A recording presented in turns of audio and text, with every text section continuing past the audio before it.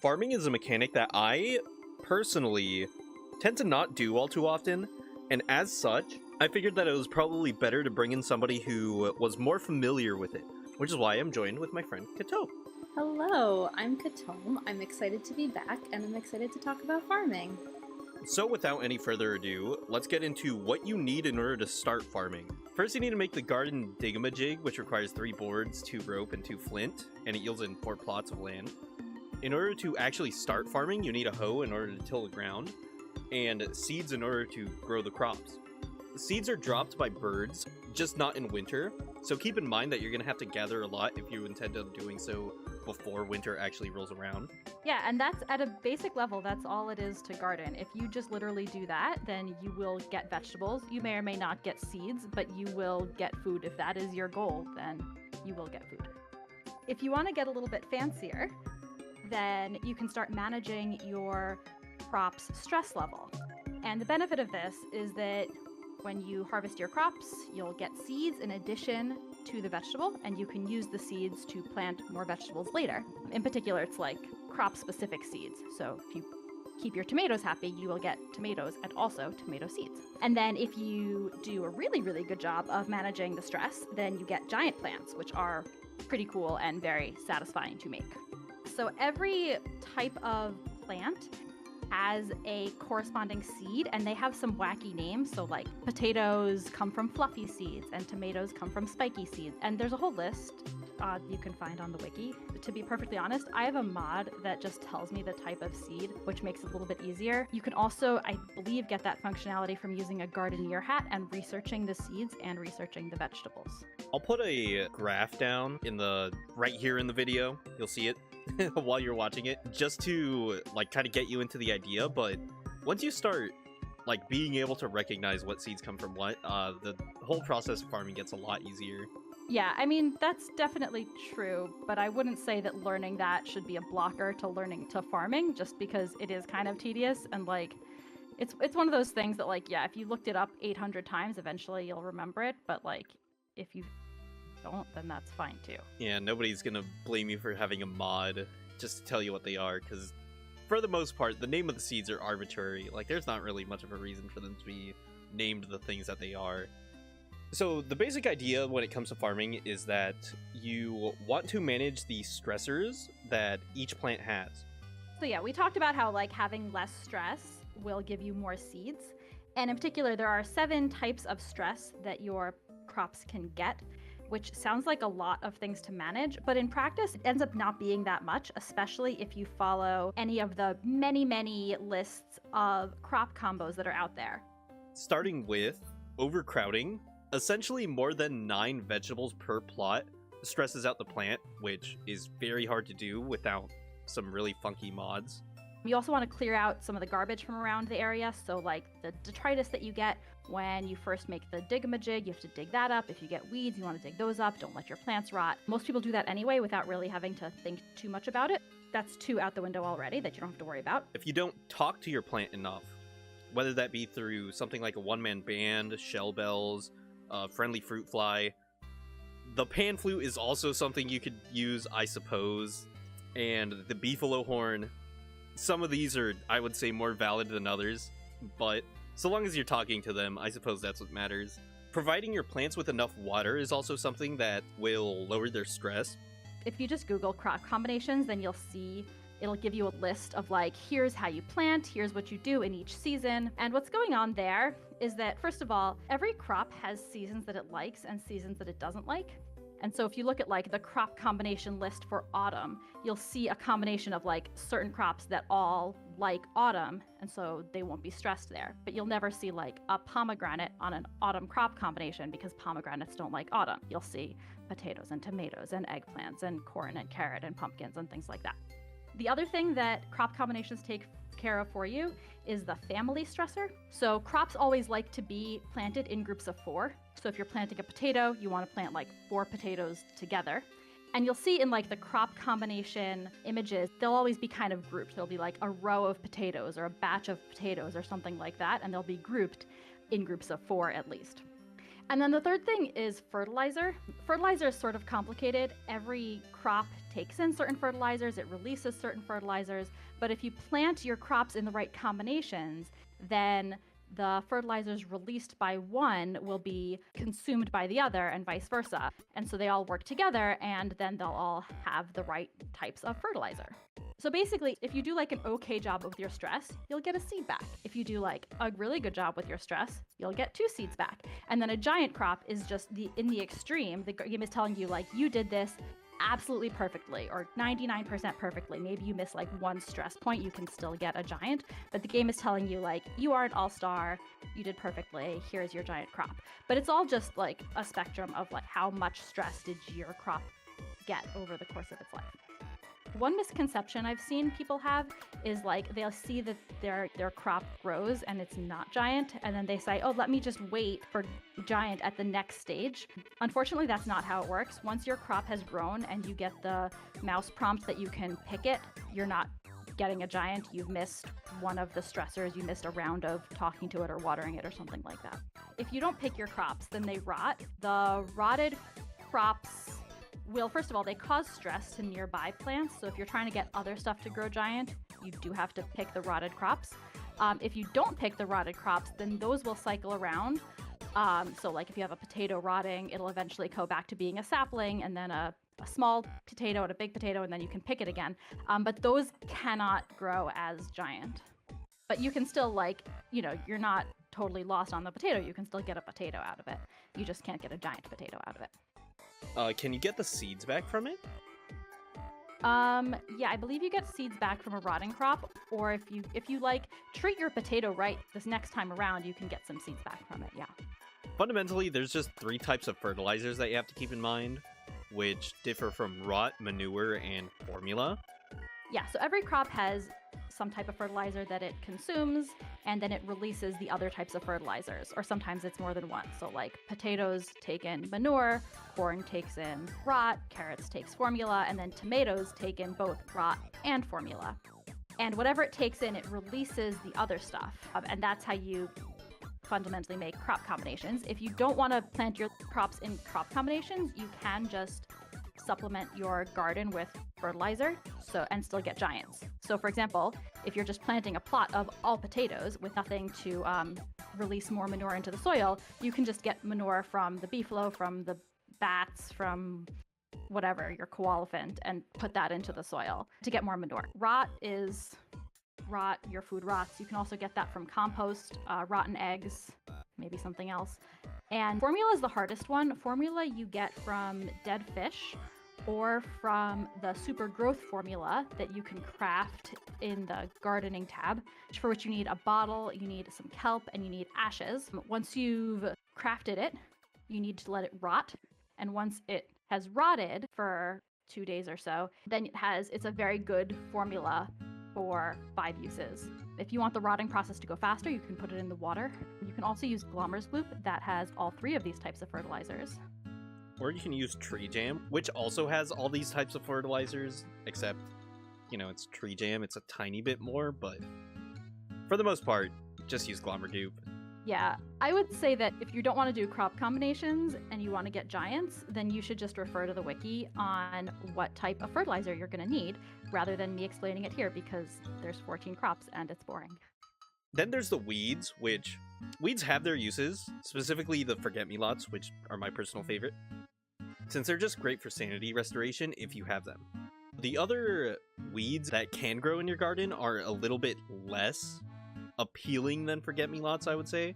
There's the tillweeds, which restore 1 HP. They're used in a recipe for mostly healing wormwoods, albeit that recipe isn't the greatest for healing wormwood, called tillweed salve. So my opinion on weeds is I just don't ever use them. If I'm farming, I'm usually going for giants because that's more fun, and then I just shovel my weeds immediately. To me, they don't have any use that's worth saving. I don't use tillweed salve. I don't use forget-me-lots. Yeah, tillweed salve is not something that I would recommend. Apparently it is non-character specific, so you can use it to heal 28 over the span of a minute, But at the same time, you could grow a tomato and heal for 20, you know, like, and you would also get more tomatoes out of it, so you effectively heal for about, like, 80 off of just focusing purely on tomatoes. There is the spiny bindweed, is just a weed that grows in your garden, and if you interact with your plants basically at all, while this thing is fully grown, it will pull up binding roots and deal about 10 damage to you. You really just have to whack the binding roots enough. I believe they have 40 health, and then they're just gone. While you are in the bindweed, though, the binding roots have about 40 HP, and while you do have the bindweed up, and you are caught in the binding roots, the spiny bindweed itself will actually do a little dance. So if you do get caught in binding roots, and you're not really sure where the bindweed is, you could look for something that's moving in your farm, like just bouncing up and down, and that would be the spiny bindweed. It's important not to really panic about it. You know, don't whack it while you have a torch, obviously. I've seen a couple people do that before, and it's not great. But, you know, it's not a big deal if you get caught in a spiny bindweed. Just be aware that it's there and dig it up as soon as you can. Then, lastly, there are the fire nettles, which I would say is probably the more useful of the few. Granted, I admittedly never use it. All this really does is increases the player's temperature by 60 degrees for a minute. It's not great. I'll be real. Even in winter, there are plenty of better alternatives, just like having a thermal stone, maybe getting some insulation and standing near a fire pit for a bit. Like, fire nettles should not be your go-to source for dealing with winter. And there's crop combos themselves. So once again, the basic idea of crop combos is to limit the amount of stress that they have as much as you can. With the, I would say the biggest issue that people have is balancing out the fertilizers, which I can't really blame them for. It's a bit complicated. Notable crop combos that I would recommend, especially if you're going for giants, are the ones that I always use because they're the simplest and they give the stats that I care about. Tomatoes and potatoes are easily my favorite crop combinations. It's really simple, you know, it's all reliable. It gives you quite a bit of hunger, it gives you quite a bit of health. And those are really the two stats that I care about when it comes to farming.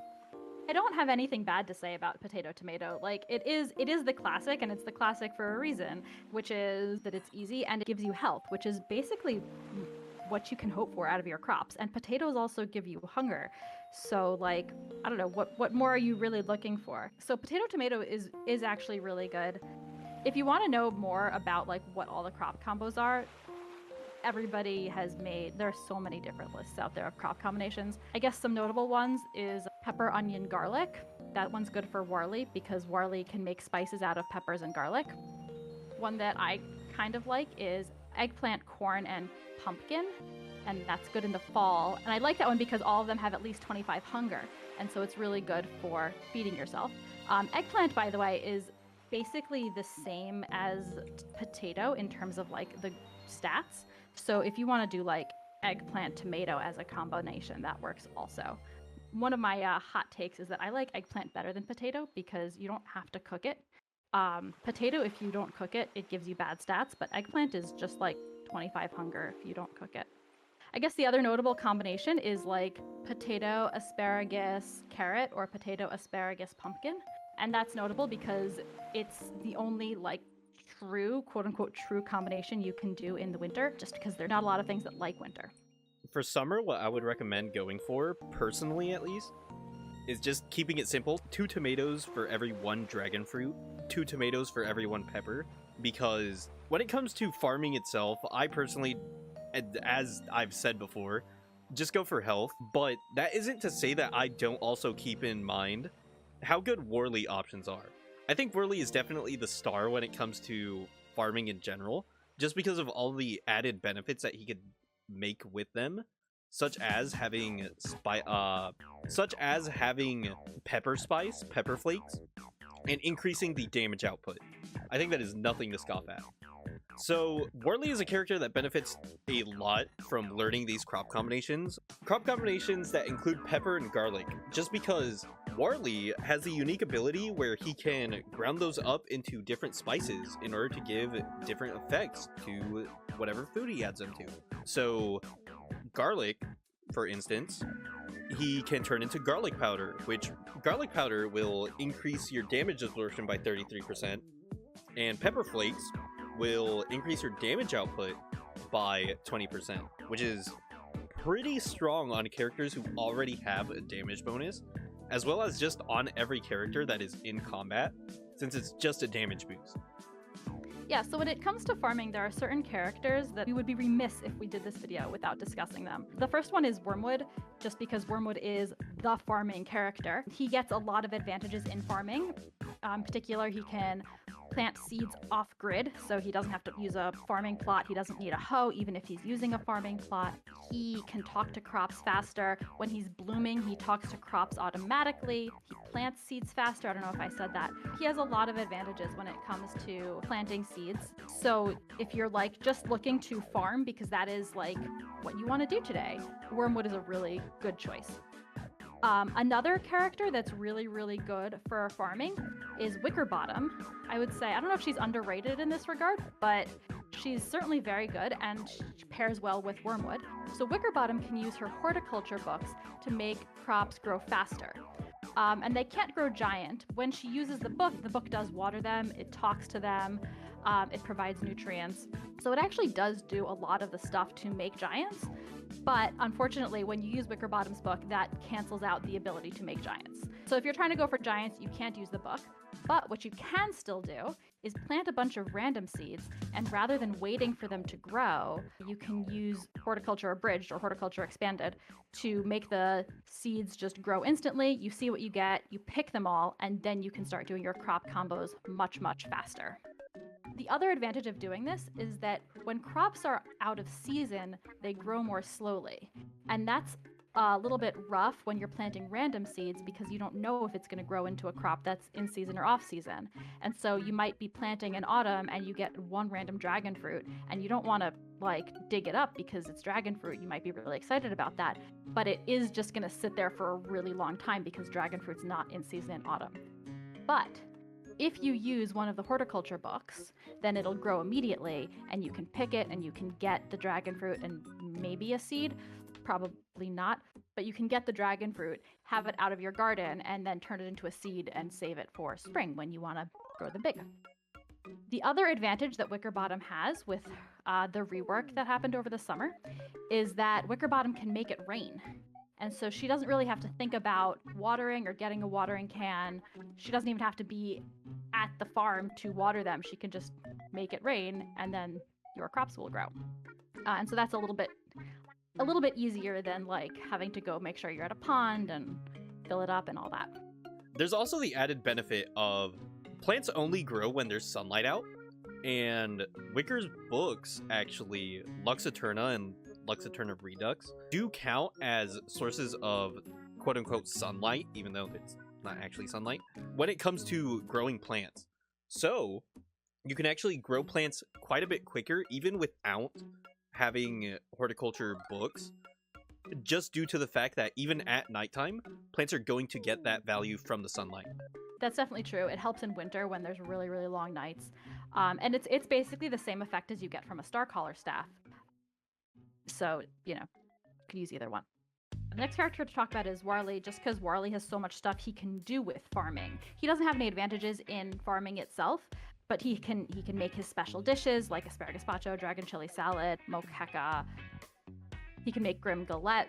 He can make pepper spice and garlic spice, and all the different things that Warley can do, a lot of them do require farming. So yeah, I would say basically, not his number one power does not require farming, but like number 2 through, 800, they all require farming. And so Warley is like a character that benefits from farming, even though he can't actually do it himself. The next character I want to mention is Wirt. Not because Wirt is good at farming, and not even because she's necessarily gets a lot of benefit from farming. I just want to mention her because I think there's a lot of misconceptions about her. So if you know anything about me, you may or may not know that I am a Wirt main and I love Wirt a lot. And I find it very funny when I come into a server and I select wort, and the people in the server say, oh, great, you're wort, we need a farmer. And I think to myself, oh boy, if you're looking for me to be a farmer, you are going to be sorely disappointed, because that's not what I do for my food at all. Even as wort, even though I can only eat non-meat foods, there's a lot of easier sources of food. There's like kelp and stone fruit and cactus and mushrooms and, you know, carrots and berries growing everywhere that I basically never need to do farming. And, you know, when it comes to healing, that's the question I get the most is how do I heal as wort? When it comes to healing, I use like healing salves or I use blue mushrooms, and then eventually I get jelly beans, and that's kind of it. I don't have to worry about healing anymore because jelly beans really do a lot of work for me. I also saw that you put Wendy on this list. Is there a reason for that? What does Wendy get out of farming? Oh, I just put that on there because I think it's funny. Because if you go into a server, a random server, and there's a person that has declared themselves to be the farmer, they have taken on the moniker of the server farmer, and they are going to get you all of the vegetables. 9 times out of 10, that player is a Wendy. I don't mean to make fun of it that much because that was literally me. I was a Wendy main at one point, I'm sorry. And I was really into farming when I was a Wendy main. And I think it's just because the things that attract people to playing Wendy are the same things that attract people to farming, which is that you can like get food without having to actually engage in combat. And you can like sit at your farm and just like farm all day, and when the hounds attack, then you just get out Abigail and you're fine. No other character can just like sit at the farm and do literally nothing else. It's so safe to play Wendy. She's just a so very safe character playing a very safe farming game. Yeah, and that is kind of a nice thing to do when you're just getting started. I guess we could talk about like the benefits of getting giants versus just getting other things, because some people do prefer just going for normal crops, right? And just having high happiness on the crops. And I think a big part of that is people don't want to constantly be hammering down the giant crops. So what they tend to do is, especially Wormwoods, you see this a lot with Wormwood players in particular, they will keep the plants as happy as they can while also doing something like, I don't know, overcrowding them or making sure that they aren't watered enough or that they have like a quote-unquote improper like fertilizer setup. And the appeal to that is that you don't have to use a hammer and you don't have to move the giant crops, because a lot of the times giant crops are kind of a pain to move off of the farm if you do intend on farming like right after growing giants. And you don't have to use a hammer and waste time hammering them. You just grab them, grab the seeds, and then start replanting all over again, which is something that Wormwood players in particular really love doing, just because they excel at it. I don't know. Yeah, you said it. There's not much more to say there. Given all of this, keeping all of this in mind, do you have any end thoughts on farming? Like any closing statements? Well, I'm pretty sure that given the titles of all your videos, the title of this one is going to be, is farming good? And I guess the question is like, what are you going for? Because if what you're going for is like, you're trying to feed yourself or you're trying to heal yourself or get some particular function or some particular stat, the answer is usually no. For the amount of time you put into farming, you really don't get that much out of it. There's easier ways to get food. There's easier ways to heal. There's easier ways to get sanity, to cool down, to heat up, all these things. So like in that sense, no, but if what you enjoy doing is farming, like if you find it relaxing or if you find it satisfying or fun, if for any other reason, then I think it's really great, and I think it's a really cool little mini game that they have. What I would compare farming to is in Yu-Gi-Oh! In particular, there are a bunch of cards in like different decks that all have the same basic underlying concept of them, of being very, very strong, but requiring quite a few things to like set up that are kind of out of the way and relatively difficult. But once you actually get that effect to happen, then, you know, you basically win the game.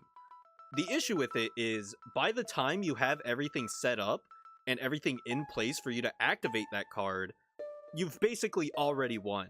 And these things are referred to as win more cards, in which you don't really have to play them, because by that point, like, you're just doing it to flex on people. You know, you're not really doing it for the practicality of it, you're just doing it to win more.